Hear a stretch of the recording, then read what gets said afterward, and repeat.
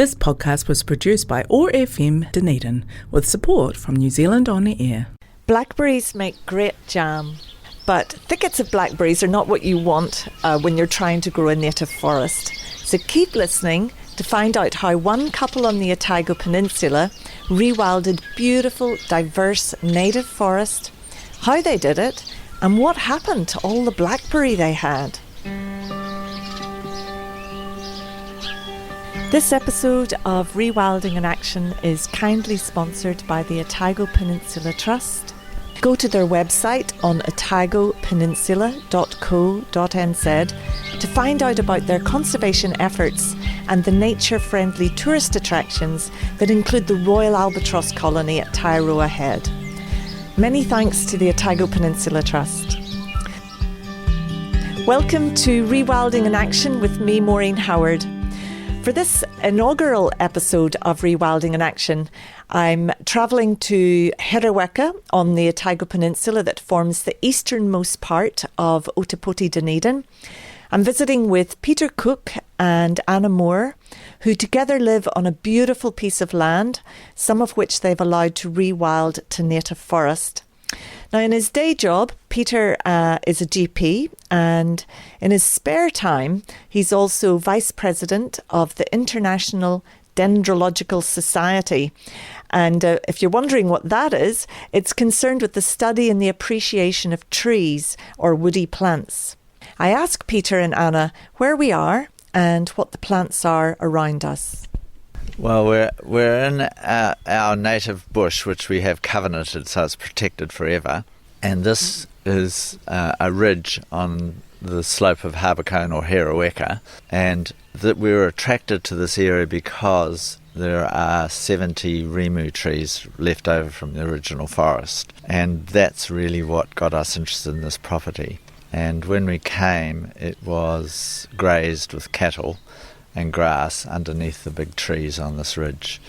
And so we're standing in amongst the regeneration under these trees, right, which has happened over 40 years that we've been here. And we can mark that by our youngest child was born here just quite soon after we moved to this property. And how much of the land that you have, how much of it have you allowed it to actually go into rewilding? I'd say about 50%, because we've got 4 acres, haven't we? 4 hectares. 4 hectares. Yes, I'd say around about 2 hectares. Right. And what's the predominant orientation of that? Northeast facing. And in here is a little microclimate. So trees grow very well. Is that because it feels quite sheltered? You think you're getting a microclimate where it's a bit warmer than the rest of the peninsula or most other parts? A lot warmer than Dunedin. We hardly get frost, especially on the ridges, and it's sheltered and facing the sun. We get sun all day. So if we go back 40 years, Anna, what was the land like? The land was bare. There was one tree on the house site, which was an IO, which we've managed to keep. The rest was just paddock. On this ridge, we were very lucky to have the rimus, and actually there were some pokakas here as well. But mostly because it was grazed, there were just little spots where there was a little bit of kanuka. What else would there have been? There'd be whitey woods, fuchsia scorticata. Yeah, mahoe, fuchsia, and matapo, pittosporum. A little bit of pittosporum, yeah. So you did actually have quite a good seed source already here. Yes, there was a bit of seed source here, and nearby, facing our property, is a hill, which was 70 years of regrowth from a bare hill. And so that was a seed source as well. Which was mostly kanuka. Pittosporum and fuchsia. Yeah. Mm. Yeah. And so now we've got a lot of tree ferns. There were no tree ferns on the property when we came. The previous owners hated them and had pushed them all over if they were big ones and destroyed them. And so there were no tree ferns at all on the property, and now they're abundant. They've just reseeded themselves, and they're all over the property, which is great to see. So if we're taking us back to the successional processes that have happened, you had a lot of paddock. What were the first things that came in? Kanuka. Kanuka likes the dry. Manuka likes moisture sites. We have very little manuka on the property, probably less than 2% manuka, and so 98% of the regrowth is kanuka, and that'll grow in grass, and animals, rabbits don't eat it, sheep don't eat it, and so it's the start of the regeneration, the rewilding process. It will grow through blackberry. It'll grow through blackberry, yes. Mm-hmm. Yeah. Of which we had ample on this ridge. Yes. I do want to come to Blackberry, because when I heard about your Rewilding Story, I was told that there had been blackberry here and that you didn't touch it, so I'm going to come back to the blackberry. But what other species did you have that weren't native that came through? Hawthorn.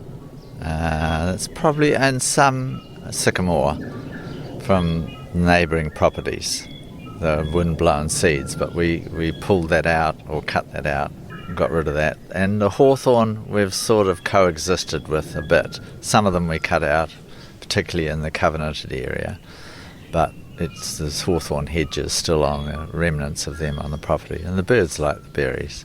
And in this area, I'm just not sure, because you would have done it, not on the other side, but this side you did pull out any bits of gorse that came through. There was gorse, we left it mostly. The little bit of gorse that we had is long gone now. The kanuka grew over it and shaded it out, and the gorse has died. We didn't really pull much of that out at all. Ragwort? Ragwort in the grass. I don't like ragwort because it makes the bees' honey a little bit taste the honey, right? And so we pulled the ragwort out of the grass, but that's all. Yeah. So moving back then to the blackberry, because that's a plant that I've had a moderate amount to deal with, in a positive way when I was a child, because we used to make a lot of blackberry jam and my mum made blackberry wine. But over here in New Zealand, it was brought over with the early settlers, and it grows exceedingly fast. And if a stem touches the bare ground, you'll get a new blackberry bush. And then if you try to cut it out, it's got a big lignotuber under the soil, which basically looks like a little kumara, but with lots of stems and roots coming off it. And you really need to get that out if you want to deal with it in a non-chemical way. But so it's really exciting, because obviously on a larger piece of property, you can't go through every piece of blackberry. And so tell me how the blackberry grew, and then how did it. I don't see any here around me at all in this beautiful bush, so tell me what happened. Well, there was lots of blackberry in the understory, underneath the big trees particularly, and we've just let it be, except where we made paths, and it was growing across the path, so I'll dig that out. But otherwise we let it be, and then gradually over time, it's taken many years though, there is still some remnant blackberry when we get up further. It's all just died out through lack of light. Basically, it got thinner and thinner and just got less vigorous and less vigorous, and sometimes you can just pull the root out. And so it's just starved for light. But it took a while to do that. Yeah, because unlike gorse, because gorse dies quite quickly once the canopy comes over it. It's very shade intolerant, but the blackberry seems a bit more shade tolerant, doesn't it? Yes, it is. It's taken much longer. Probably maybe 30 years. It thinned out a lot in that time, but there's still, 40 years later, there's still the odd little blackberry bush under the canopy. Organics is important to us, and using spray wasn't an option. And some of it happened just because of life circumstances, because we had 4 young children growing up on this property, and we couldn't do everything. So in a way, finding when we left things alone that wonderful things happened gave us confidence to carry on doing that. Yeah, so actually we get back to that, because you've brought up a really good point, Anna, that on this bit of land, you were the first, I guess, couple to kind of go down that journey of rewilding. Yes, we're in a little valley and we're surrounded by regrowth native bush and lots of neighbours. And when we came, it had been farmed, and most of the neighbours were farmers who grazed it and cut down things. And so we were the first ones that left things be and well, in our garden planted trees. And so gradually over the time, the neighbours have moved off or died off, and newer people have come in, and they're now doing similar things to us. And so our valley and the surrounds are now probably the biggest bit of bush that's regrowing on the peninsula. And it's lovely to see, and the bird life is just amazing now. But when we came, there were bellbirds here, but no tui, no keruru, and it took 18 years for a tui to arrive, and 22 years for a keruru to arrive. But now they're abundant, nesting here, and have been for maybe 20 years now. We feel very lucky with our neighbours now. We're all on the same page, and we're getting this wonderful, really large area for the birds, a corridor of natives.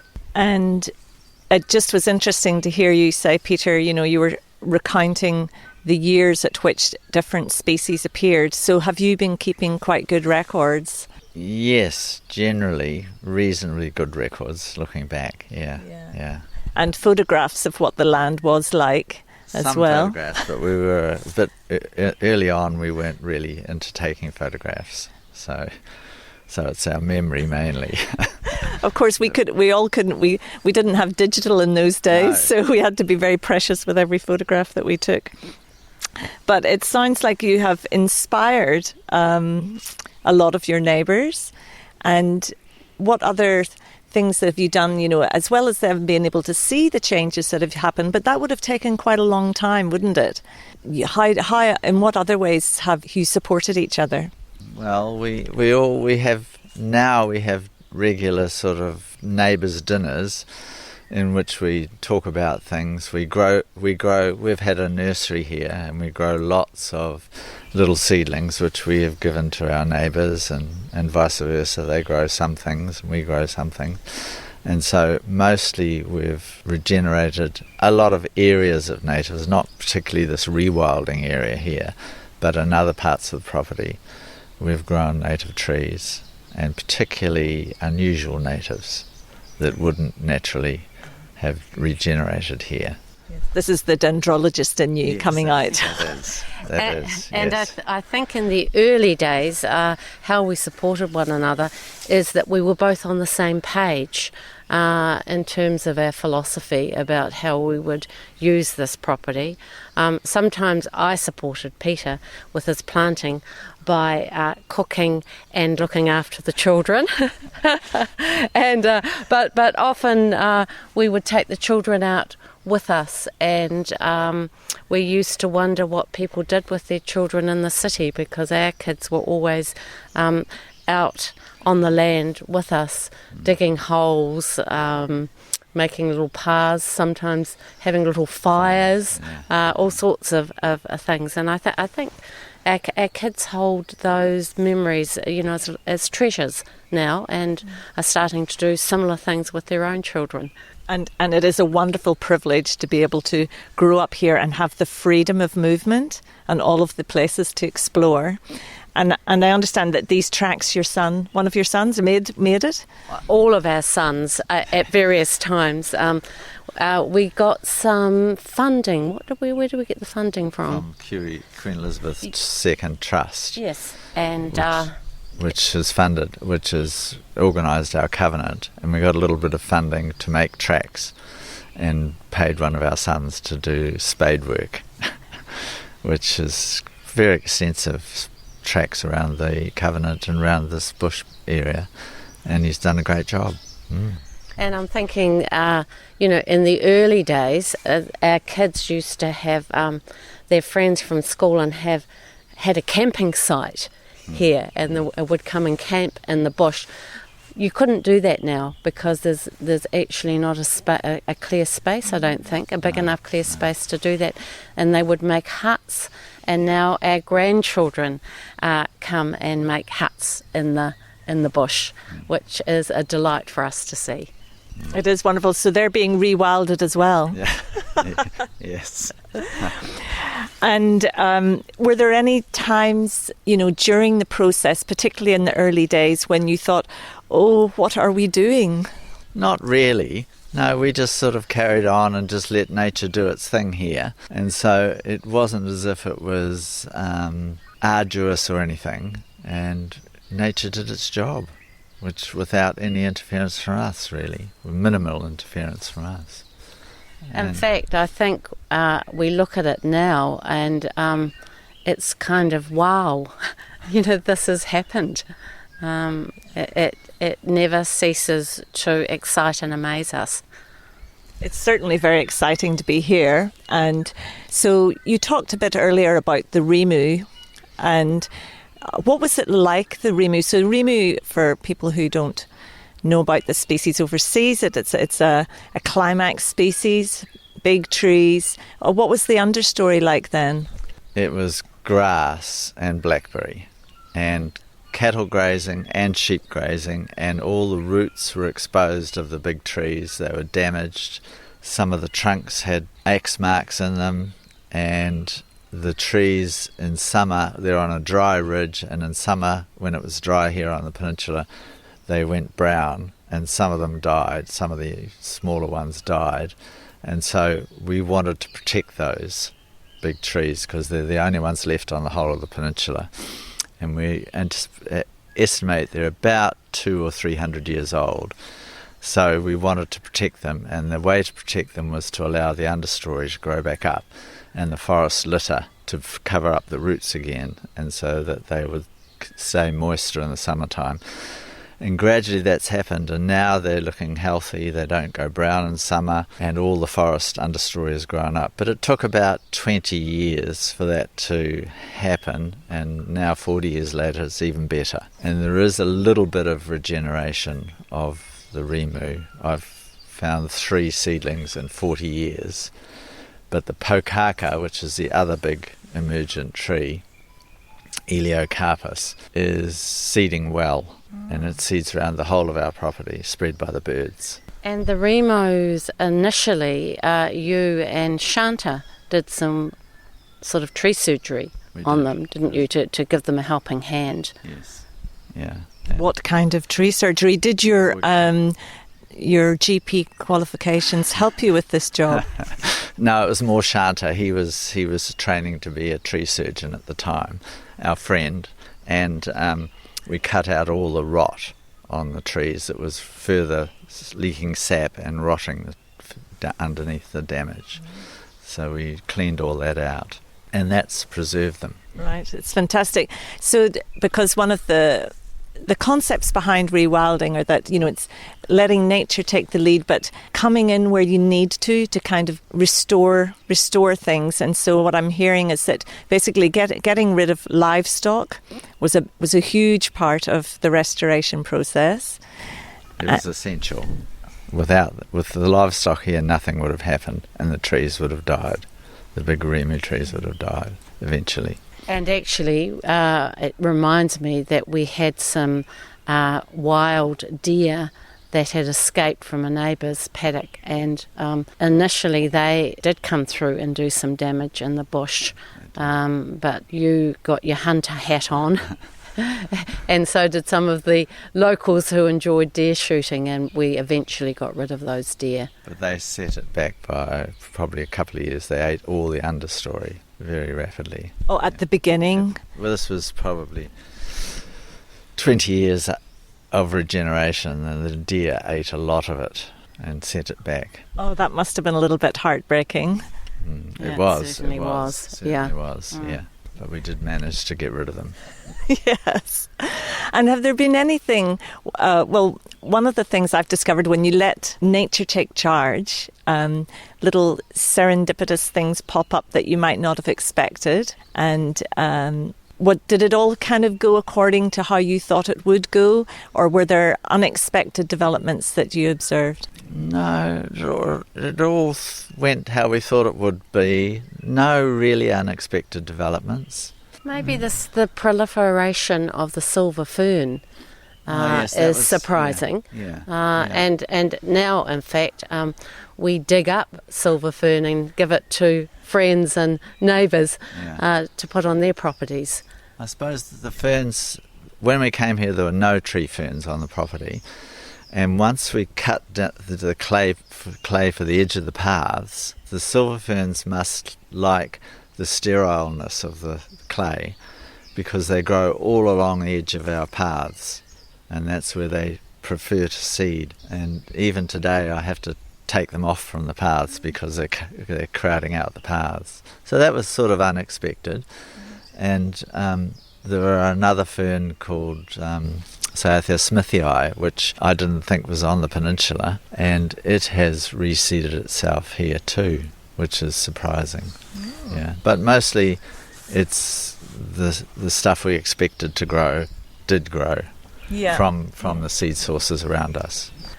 Well, so it is absolutely beautiful here, and I would say this is just part of your endeavours, as well as rearing your family with your jobs and doing this rewilding. You also have a beautiful garden and you're open to have people come and visit, aren't you? We are. We belong to something called the New Zealand Gardens Trust, and we have our garden open at various times of year, but also open by appointment. So if we're here, we're delighted for people to come and wander around the garden and through the bush. And of course, recently there has been a new walk that's opened that includes our Rimu Ridge. Yes. That's been open to the public, and it's being really well used. It's only opened about 2 months ago. Right, and people can come and stay too, can't they? They can. We have a Hereweka garden retreat, we call it, that's set in the middle of the garden, and people can enjoy what we have here and stay in a beautiful, sustainable eco retreat. Yeah.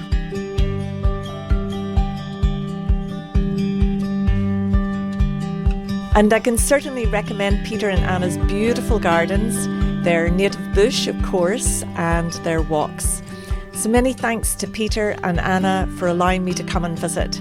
For me, I think the key message from their rewilding story is don't sweat over the blackberry.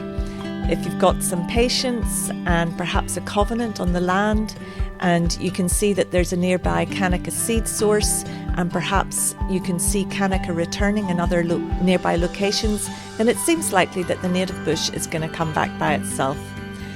In the next episode of Rewilding in Action, I'm in Peter and Anna's living room to continue our chat about the thinking behind the rewilding here at Hereweka, this time with Peter and his longtime friend Shanta McPherson.